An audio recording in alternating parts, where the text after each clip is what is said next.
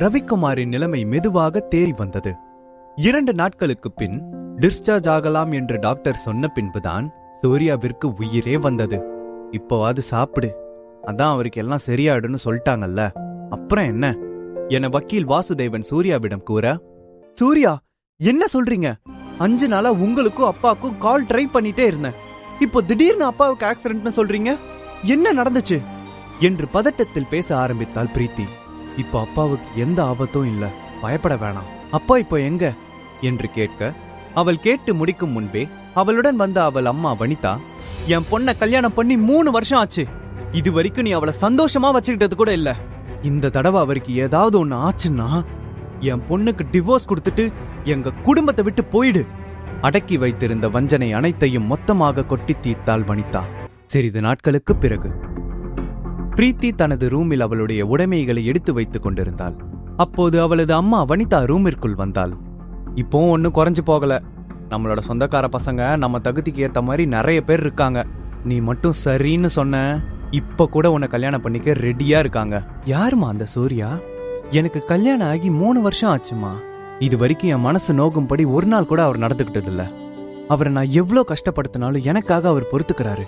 அவர் இடத்துல இப்ப வேற யாராவது இருந்திருந்தா கண்டிப்பா பொறுமையா இருக்க மாட்டாங்க. சூர்யாவோட கடைசி காலம் வரை உன்னால சந்தோஷமா இருக்க முடியாது. இந்த முடிவுக்காக கண்டிப்பா ஒரு நாள் வருத்தப்படுவேன். இதுக்கு மேலேயும் இதை பத்தி என்கிட்ட பேசாதீங்க. சந்தோஷத்துடன் மாடியிலிருந்து கீழே இறங்கி வந்த சூர்யாவை பார்த்த ரவிக்குமார் சூர்யாவை மொட்டை மாடிக்கு வர சொன்னார். 5 நிமிடத்திற்கு ஒரு முறை இடைவிடாமல் பிரீத்தியின் மனதில் நான் இருக்கிறேன் என்று நினைத்துக் கொண்டே தனக்குத்தானே சிரித்துக் கொண்டிருந்தான். பிரீத்தியை உனக்கு பிடிக்குமா என்று கேட்டார். பிரீத்தி தன்னை ஏற்றுக்கொண்ட சந்தோஷத்தில் இருந்த சூர்யா அவளை மிகவும் பிடிக்கும் என்ற விதத்தில் தன் கைகளை விரித்து காட்டினான். பிரீத்தி எனக்கு இருக்க ஒரே பொண்ணு, சின்ன வயசுல இருந்தே அவளை நான் பார்த்து பார்த்து வளர்த்தேன். அவளுக்கு எந்த ஒரு விஷயமா இருந்தாலும் பார்த்து பார்த்து பண்ணுவேன்.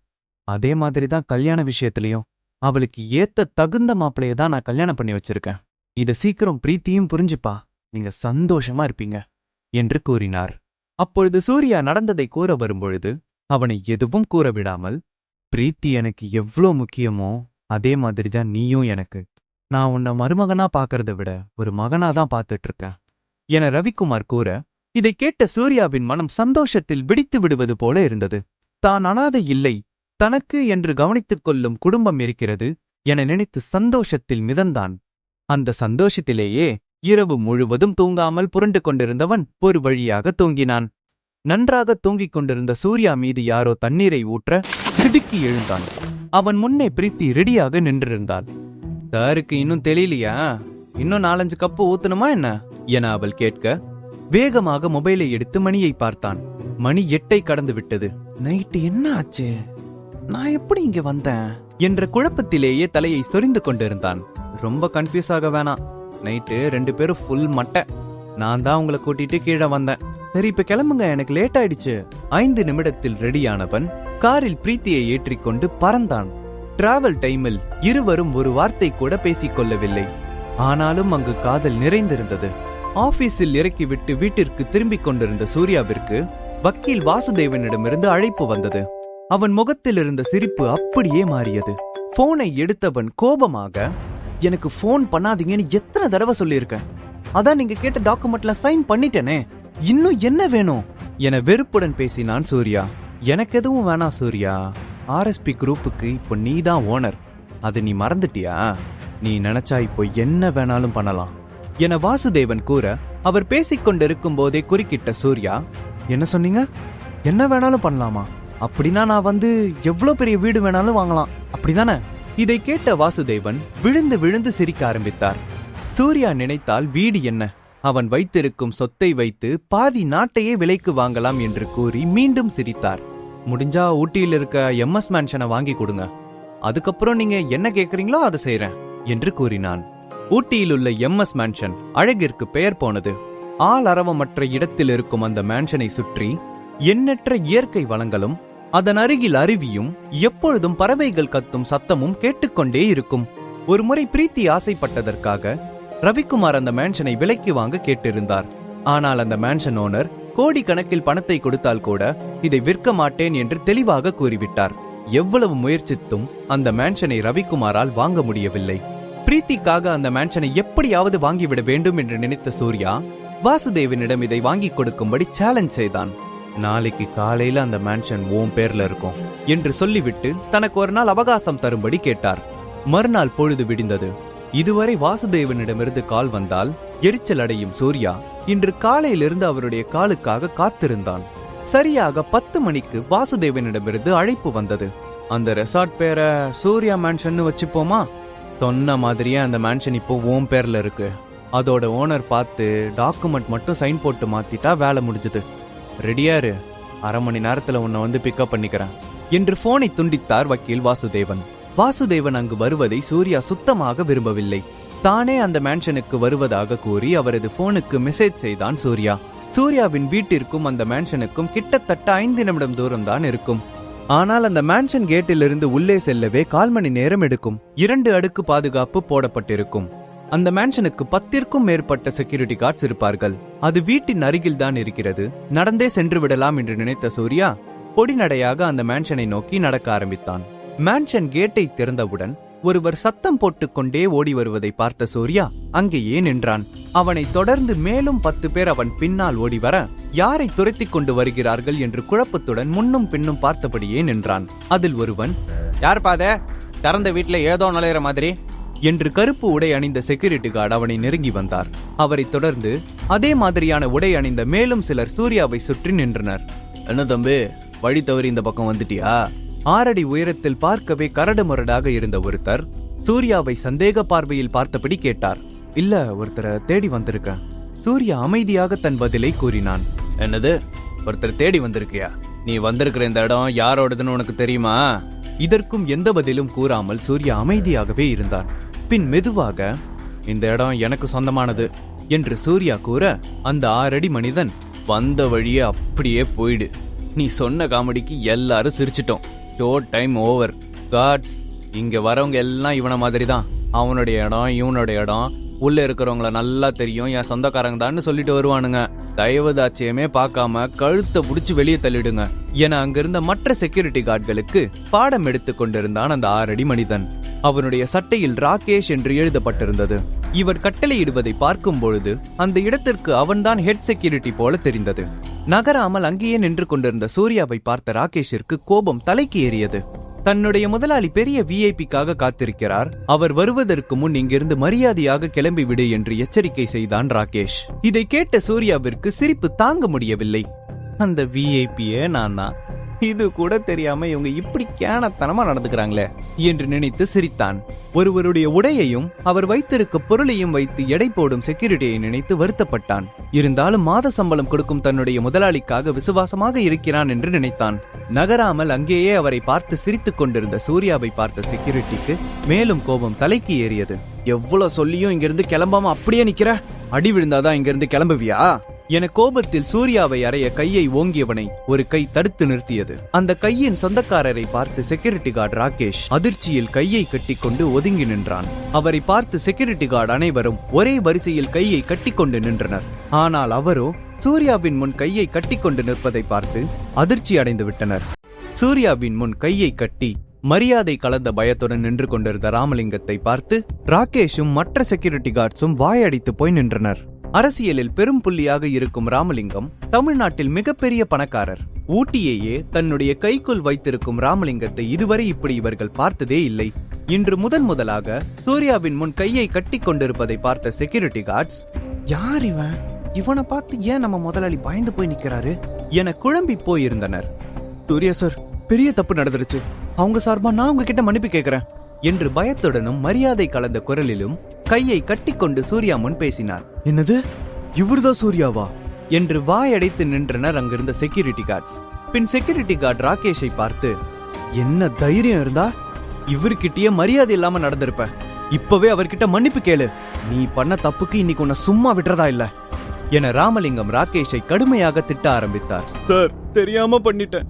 என் மேல கருணை காட்டுங்க. இனிமே இந்த மாதிரி எந்த ஒரு தப்பும் நடக்காம பாத்துக்கிறேன் காலில் விழுந்து கெஞ்சும் ராகேஷை பார்த்த மத்த செக்யூரிட்டி கார்டு தங்களுடைய மூச்சை இழுத்து பிடித்துக் கொண்டு அடுத்து அவர்களுக்கு என்ன நடக்குமோ என்ற பயத்தில் நின்று கொண்டிருந்தனர். இதையெல்லாம் வேடிக்கை பார்த்து கொண்டிருந்த சூர்யாவிற்கு நன்கு புரிந்தது. அப்படி ஒன்னும் அவங்க பெருசா தப்பு பண்ணல, அவங்கள மன்னிச்சு விட்டுருங்க. அப்படி நீங்க அவரை தண்டிக்கணும்னு நினைச்சா அரை நாள் சம்பளத்தை மட்டும் பிடிங்க, அது போதும். தங்களுடைய வேலை போய்விடுமோ என்ற அச்சத்தில் இருந்தவர்களுக்கு சூர்யா இவ்வாறு கூறிய பின் தான் உயிரே வந்தது. இதையெல்லாம் கேட்டுக்கொண்டிருந்த ராமலிங்கத்திற்கு ஆச்சரியமாக இருந்தது. என்ன இன்னும் மசன்னு நின்னுட்டே இருக்கீங்க, அவர்கிட்ட மன்னிப்பு கேளுங்க என மிரட்டும் தோணியில் ராமலிங்கம் கூற, அங்கு நின்று கொண்டிருந்த செக்யூரிட்டி கார்ட்ஸ் வரிசையாக சூர்யாவின் காலில் விழவர அவர்களை தடுத்த சூர்யா, நீங்க எல்லாரும் போய் உங்க வேலையை பாருங்க, எப்போதும் ஆளை பார்த்து எடை போடாதீங்க என அறிவுறுத்தி அனுப்பினான். பின் அவ்வளவு பெரிய பணக்காரரை வெகு நேரமாக வாசலிலேயே காக்க வைப்பது நல்லதில்லை என புரிந்து கொண்ட ராமலிங்கம் சூர்யாவை மேன்ஷனுக்குள் அழைத்துச் சென்றார். சூர்யா வருவதற்கு முன்பே வந்துவிட்ட வக்கீல் வாசுதேவன் மேன்ஷனுக்குள் உள்ளே காத்திருந்தார். சூர்யா வந்ததும் அவன் கேட்டதைப் போலவே மேன்ஷனை வாங்கிவிட்ட சந்தோஷத்தில் அவனை பார்த்தார். சூர்யாவிற்கு இந்த மேன்ஷன் மிகவும் பிடித்திருந்தது. பிரீத்திக்கு மட்டும் இது தெரிந்தால் சந்தோஷத்தில் மிதப்பாள். அவள் ஆசைப்பட்டு ரவிக்குமார் பல முறை வாங்க முடியாமல் போன இந்த மேன்ஷனை வாங்கியதில் சூர்யாவிற்கு பெருமையாக இருந்தது. தன்னையே மறந்து மெய் மறந்து போனான். எவ்வளவு நேரம் பால்கனியில் நின்று கொண்டிருந்தான் என்று அவனுக்கே தெரியவில்லை. அப்பொழுது தனது அருகே ராமலிங்கம் வந்து நிற்பதை கவனித்தான். நான் அவங்க கிட்ட ஒன்னு கேட்கலாமா என்று சூர்யாவின் கேள்வியே ராமலிங்கத்தை கதிகலங்க வைத்தது. கேளுங்கள் என்று சொல்லும் விதத்தில் தலையை ஆட்டினார். இவ்ளோ அழகான இந்த இடத்துல ஏன் ஒரே ஒரு மேன்ஷன் மட்டும் இருக்குது? ஊட்டியில முக்கிய அரசியல் புள்ளியில இருந்தும் ஏன் இந்த பகுதி டெவலப் ஆகாம இருக்கு? மேலும் டெவலப் பண்ணலாம்ல என்று சூர்யா கேட்டான். அதுக்கு மேல கட்டுறதுக்கு ஆசை இருந்தாலும் கட்டுறதுக்கு தெம்பும் பணமும் இல்லாததுனால ஒன்னும் செய்ய முடியல என்று கூறினார். சிறிது நேரம் அமைதியாக இருந்த சூர்யா, நான் ஹெல்ப் பண்றேன், பணம் எவ்வளவு வேணாலும் வாங்கிக்கோங்க என்று சூர்யா கூற, பெரிய அதிர்ஷ்டம் அவனை தேடி வந்திருக்கிறது என்று ஒன்றிற்கு 2 முறை தன்னைத்தானே கிள்ளி பார்த்து கொண்டு இது நிஜம்தானா என்று சோதித்து பார்த்தான். பேசிக்கொண்டே டைமை பார்த்த சூர்யா வெடுக்கென்று எழுந்து நின்றான். எனக்கு ஒரு முக்கியமான வேலை இருக்கு, இது தொடர்பா நீங்க என்னோட வக்கீல் வாசுதேவன் கிட்ட பேசிக்கோங்க என்று சட்டென்று அங்கிருந்து கிளம்பினான் சூர்யா. சூர்யாவின் செயல்கள் மற்றும் நடத்தை மீது ராமலிங்கத்திற்கு சந்தேகம் வந்தது. இவ்ளோ பெரிய சொத்துக்கு சொந்தக்காரனா இருந்துட்டு எப்படி இவ்வளவு சாதாரணமா இருக்க முடியும்? எங்கேயோ இடிக்குதே என்று யோசித்தார். சூர்யா அங்கிருந்து கிளம்பிய சற்று நேரத்தில் வக்கீல் வாசுதேவனுக்கு சக்கரவர்த்தியிடமிருந்து அழைப்பு வந்தது. அங்கு நடந்த அனைத்தையும் வாசுதேவன் சக்கரவர்த்தியிடம் கூறினார். சூர்யா செய்த காரியத்திற்கு கண்டிப்பாக மறுப்பு தெரிவிப்பார் என்று நினைத்தார். ஆனால் அதை பற்றி எதுவும் கூறாமல், நாளையிலிருந்து சூர்யாவுக்கு கோஸ்ட் செக்யூரிட்டி அவன் ப்ரொடெக்ஷனுக்கு இருப்பாங்க என்று மட்டும் கூறி போனை வைத்தார். வாசுதேவனுக்கு இந்த ஒரு விஷயம் ஆச்சரியமாக இருந்தது.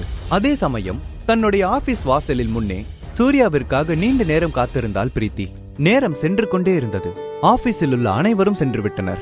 சூர்யா வரும் திசையை பார்த்து வெகு நேரம் காத்திருந்த பிரீத்தி அங்கிருந்த ஒரு பெஞ்சில் சென்று அமர்ந்தாள். எப்பொழுதும் ஆபீஸ் முடியும் முன்னரே சூர்யா அவளுக்காக வாசலில் காத்திருந்து அழைத்துச் செல்வான். ஆனால் இன்று நெடுநேரம் ஆகியும் சூர்யா வராததால் பல முறை அவனுக்கு கால் செய்தாள். சூர்யா வருவானா இல்லை நானே சென்று விடுவா என்ற யோசனையில் ஒரு காலில் முன்னும் பின்னும் வைத்தவாறே நின்றிருந்தாள். அப்பொழுது, இங்க பாருடா யார் நிக்கிறான்னு, ஊட்டியோட பேரழகி பிரீத்தி. என்ன உன்னோட பர்சனல் அசிஸ்டன்ட் சூர்யா உன்னை பிக்கப் பண்ண வரன்னு வெயிட் பண்ணிட்டு இருக்கியா என்ற குரல் கேட்டதும் பிரீத்தியின் முகம் கோணலாக மாறியது. அந்த குரலுக்கு சொந்தக்காரி தன்னுடைய பெரியமாவின் மகள் சந்தியா என்று சொல்லாமலே அவள் கண்டுபிடித்து விட்டாள். பிரீத்தி அவளை கண்டு கொள்ளவே இல்லை. அவளை கண்டு கொள்ளாமல் நின்று கொண்டிருந்த பிரீத்தியை பார்த்த சந்தியாவிற்கு மேலும் அவளை சீண்டி பார்க்க வேண்டும் என்று தோன்றியது. சில சமயம் விதி எப்படி விளையாடும்னு யாருக்கு தெரியும்? நம்ம எல்லாம் சின்ன பொண்ணா இருந்தப்போ எப்பவுமே உனக்கு தான் எல்லாமே பெஸ்டா கிடைக்கும், உங்க அப்பாவை விட பெரிய பணக்கார பையனுக்கு தான் என்னோட பொண்ணை கல்யாணம் பண்ணி வைப்பேன்னு உங்க அம்மா ஊருக்குள்ள தம்பட்டை அடிச்சிட்டு இருந்தாங்க. ஆனா இப்ப பாரு, ஒரு அனாதைய கல்யாணம் பண்ணிக்கிற அளவுக்கு உன் நிலைமை ஆயிடுச்சு. பிரீத்தி ஒரு வார்த்தை கூட பேசாமல் தன்னுடைய உதடுகளை இறுக்கமாக மூடிக்கொண்டாள். வீட்டோட மாப்பிள்ளையா இருக்கிறதும் ஒரு தனி சுகம்தான். ஓசி சோறு சாப்பிட்டுட்டு பொண்டாட்டிக்கு சேவை பண்ணிட்டு தெரியலாம்ல என சந்தியா பேசிக்கொண்டே போக ஒரு கட்டத்தில் பிரீத்தி கத்த ஆரம்பித்தாள். போது நிறுத்து, இதுக்கு மேல ஒரு வார்த்தை பேசாத.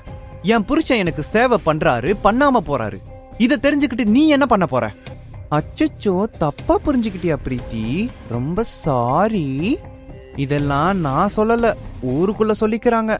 அதான் நான் உன்கிட்ட இப்ப சொன்னேன். வேணும்னா அதை மாத்துறதுக்கு என்கிட்ட ஒரு ஐடியா இருக்கு. பேசாம உன் புருஷனை என் புருஷன் கிட்ட இருந்து வேலை பார்க்க சொல்லு என்று கேலியாக கூற பிரீத்தி ஆத்திரத்தில் தன் பல்லை கடித்துக் கொண்டாள். விட்டால் அங்கேயே சந்தியாவை அடித்து விடுவாள் போல கோபத்தில் அவள் முகம் சிவந்தது. மேலும் சூர்யாவை பற்றி இழிவாக பேசிக்கொண்டே போனாள். இவளிடமிருந்து பிரீத்தியை காப்பாற்றுவது போல காரில் இருந்து வந்து இறங்கினான் விவேக். வனிதாவின் அண்ணன் மகனாகிய விவேக் ஒரு பெரிய சாஃப்ட்வேர் கம்பெனியில் சிஇஓ ஆக இருக்கிறான். சூர்யாவை விட படிப்பிலும் வேலையிலும் பெரிய இடத்தில் இருந்தான்.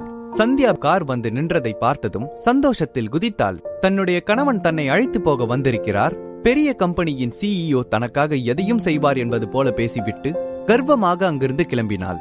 காரில் இருந்தபடி தன்னுடைய கண்ணாடி கதவை திறந்து பிரீத்தியை பார்த்தான் விவேக். அந்த வேலைக்காரன் மட்டும் இல்லனா இப்போ பிரீத்தியை நான் தான் கல்யாணம் பண்ணிருப்பேன் என்று தனக்குத்தானே பேசிக்கொண்டான். பிரீத்திக்கும் விவேக்கிற்கும் தான் திருமணம் நடக்கும் என்று அனைவரும் நினைத்துக் கொண்டிருந்தனர்.